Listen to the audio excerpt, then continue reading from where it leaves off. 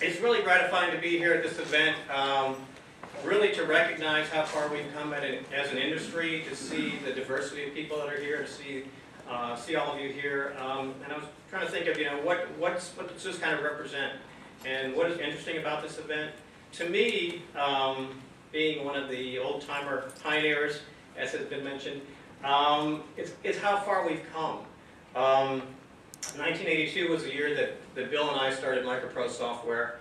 And in that short span of time, between 1982 and today, I think we've come an incredible distance. And we really never dreamed in those days that this would actually become a legitimate industry. This was just something we did for fun. I mean, how could you make a living out of just playing games? Just didn't seem possible. Today, we're at a point where we're generating trillions, almost, dollars for the state of Maryland, and it's amazing. So games are very, very cool.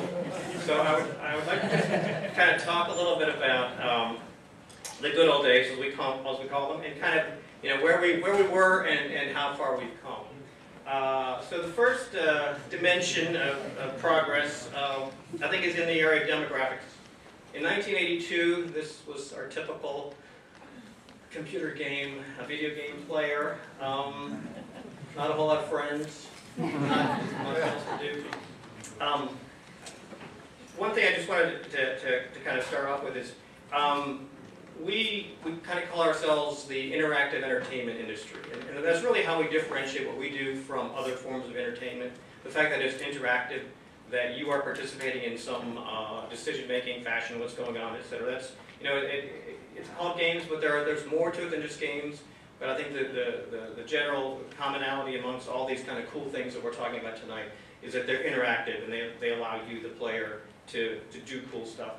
And that really was something that appealed to this gentleman here back in 1982. In those days, we kind of had to do it all ourselves. I mean, we were engineers, we were programmers, we were artists, we created the sounds. It was really a labor of love by a very hardcore community of hobbyists and very dedicated and single-minded, friendless individuals. Today, life is good, things are different. Really, the demographics of gaming have changed incredibly. We find Jack Black playing games. We find young kids playing their Nintendo DSs. Parents have found that, if you're going on a long trip, you give the kid a DS and the hours just flow by, and pretty soon you're at grandma's house and everybody's happy. Another thing that's come a long way is revenues. Apparently the gaming industry, just games itself, is a $50 billion a year industry. This graph kind of shows the growth in the industry just in the last 13 years. All my information comes from the internet, so it must be true.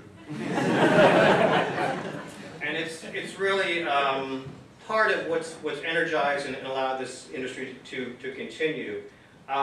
This kind of is a graph, also from the internet, also guaranteed to be accurate, that compares the revenues of the gaming industry versus movie and music, just to give you kind of a sense of where we fit into the entire entertainment picture.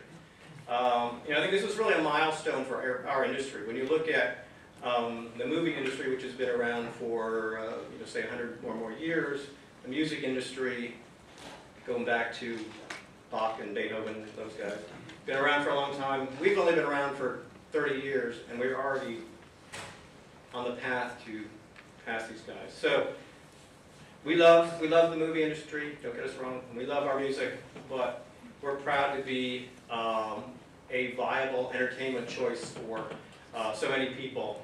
When they have time to spend and money to spend on entertainment, they're willing to do it to play games. So that's very gratifying to hear that, and it's really a validation of the work that everybody's done in this industry to make the best games that we can make.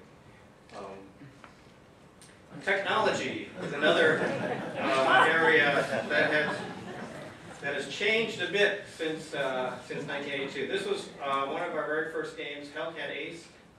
Can't you just see yourself flying over the Pacific there? Japanese zeros on your tail? Maybe not.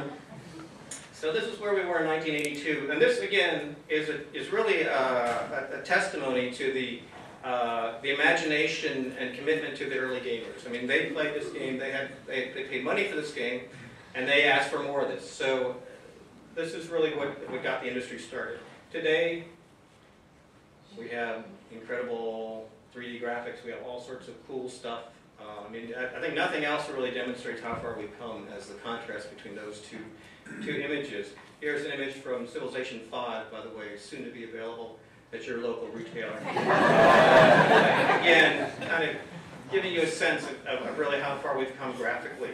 And in the area of technology, there's been this amazing synergy between the gaming industry and computer and technology manufacturers. In many ways, computer gaming has driven this amazing advance in technology. 3D graphics cards, for example, probably wouldn't be around, or wouldn't have been around as early and as powerful as they are without the impetus of computer gaming. Computer gamers demanded better, faster, cooler graphics for their games. Games were one of the first areas to take advantage of each new leap in technology. When we got color graphics for the first time, games took advantage of that. When the CD-ROM came out, all of a sudden we started to have graphic adventure games, interactive video adventures. Computer games have always kind of taken advantage of the latest technology and shown what could be done with it. And that synergy, I think, is what really has encouraged the technological, the hardware side of things to really come out with new stuff, because they know we're going to do some really amazing things with their new technology. So one last thing that has changed in these 28 years is really the employment, the way that computer gaming has really allowed a lot of talented people to really live out their dreams and kind of express their creativity and find a very fulfilling career doing something that they really enjoy. We're seeing that now with the universities, having game design programs. But it's not just game design, it's all the disciplines that are involved with gaming. It might not be immediately apparent, but about half of our staff at Firaxis are artists. There are sound designers, there are programmers, there are producers, there are designers, there are testers.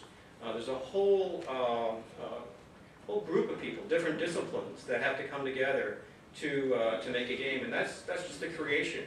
Then there's the marketing and the selling, distribution, packaging, all sorts of aspects of this industry that give people a rewarding and apparently very lucrative careers.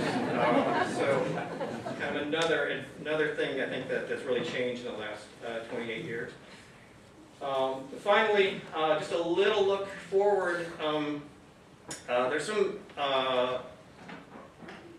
notwithstanding all the excitement that's happened up till now, there's still more excitement to come. Just to kind of give you two examples of things that are happening right now in the industry. Farmville, a social game on Zynga, is attracting close to 80 million players per month. Again, the internet told me that was true. That's an amazing number. And World of Warcraft has over 11 million subscribers paying between $15 and $20 a month to play that game. You do the math, that's $200 million per month or so for that game. So there are some things happening that we've really never seen before in this industry and are very dramatic in terms of the reach of games and in the success levels that are possible with games. So I think it's wonderful that we can celebrate this industry and acknowledge it, but I think in many ways the best is yet to come. So thank you very much.